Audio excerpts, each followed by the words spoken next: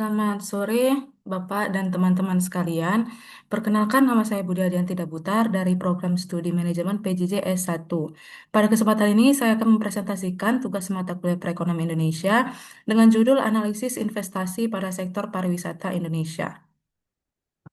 Sebelum masuk ke pembahasan, saya akan sampaikan dulu alur presentasi ini.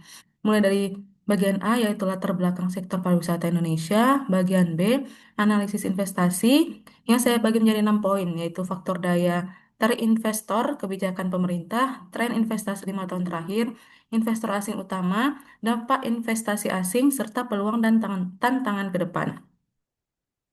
Gambaran umum sektor pariwisata Indonesia. Pariwisata merupakan salah satu sektor jasa unggulan di Indonesia. Sektor ini menjadi penopang penting bagi devisa negara, penyerapan tenaga kerja, dan pemerataan ekonomi, terutama ke wilayah luar Jawa. Namun sektor ini sempat terpukul sangat berat oleh pandemi COVID-19.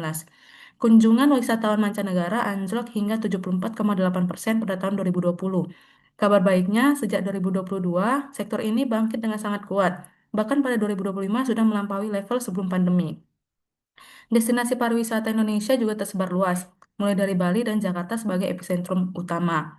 Pemerintah bahkan menyebut strategi ini sebagai hilirisasi versi pariwisata, yaitu mengintegrasikan pengembangan pariwisata dengan pembangunan infrastruktur strategis.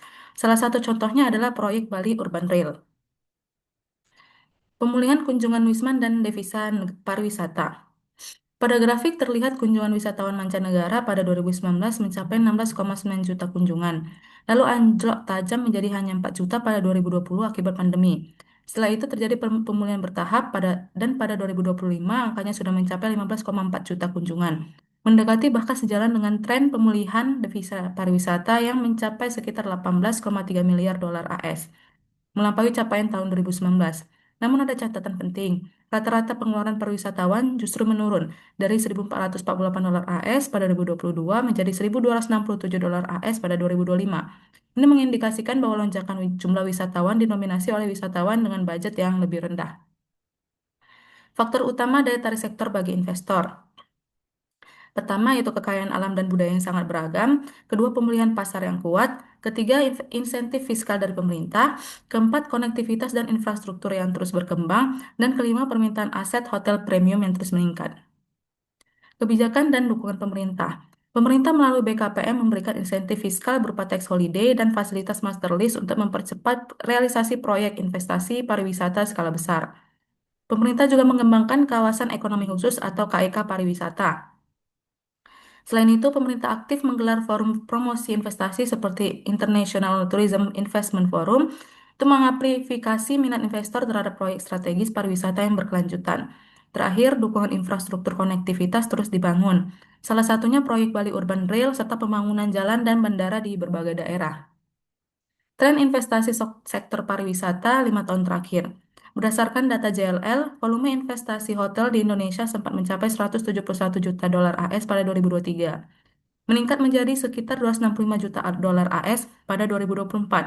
Namun pada 2025 sempat terkoreksi tajam ke angka 15,2 juta dolar AS sebelum diproyeksikan rebound ke sekitar 150 juta dolar AS pada 2026. Seiring pulihnya kunjungan wisatawan dan percepatan proyek infrastruktur di Jakarta dan Bali.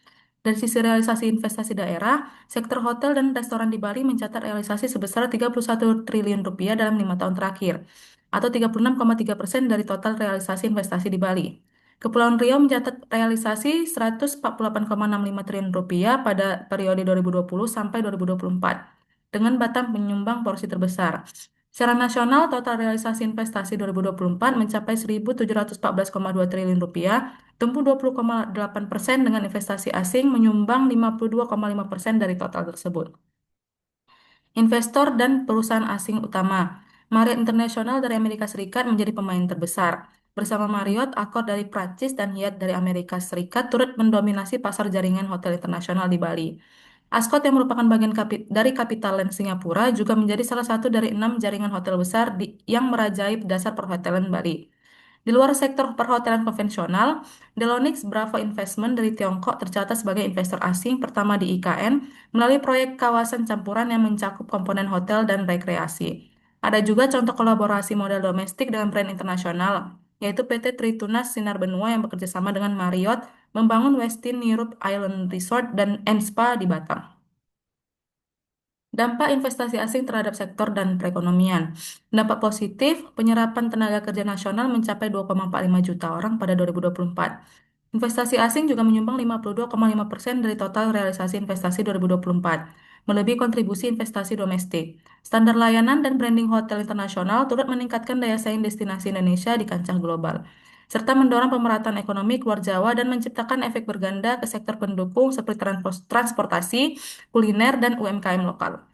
Risiko dan catatan. Ada potensi kebocoran ekonomi apabila keuntungan investor asing lebih baik dikirim kembali ke negara asalnya. Manfaat ekonomi juga belum sepenuhnya merata, karena sebagian masyarakat lokal di beberapa destinasi belum memperoleh manfaat optimal. Selain itu, penurunan rata-rata pengeluaran wisatawan mengindikasikan pergeseran ke segmen wisatawan berbudget rendah. Peluang dan tantangan investor asing. Dari sisi peluang, ada momentum pemulihan Wisman dan devisa yang telah melampaui level pra-pandemi. Ada juga peluang ekspansi ke destinasi baru di luar Jawa Bali. Segmen aset hotel premium juga diproyeksikan menguat pada 2020, didukung komitmen kebijakan investasi jangka panjang dari pemerintah. Namun tantangannya juga tidak sedikit. Banyak KIK pariwisata masih sepi investor akibat minimnya aksesibilitas. Contohnya KIK Morotai. Rata-rata pengeluaran Wisman yang menurun mengindikasikan dominasi wisatawan berbudget rendah. Indonesia juga menghadapi persaingan ketat dengan Thailand, yang memimpin volume investasi hotel di Asia Tenggara pada 2025. Terakhir, pangsa investasi asing Indonesia terhadap ASEAN baru sekitar 14-15%. Jauh di bawah kontribusi ekonomi Indonesia ke ASEAN yang mencapai 40%. Demikian presentasi dari saya. Jika ada kesalahan, mohon maaf.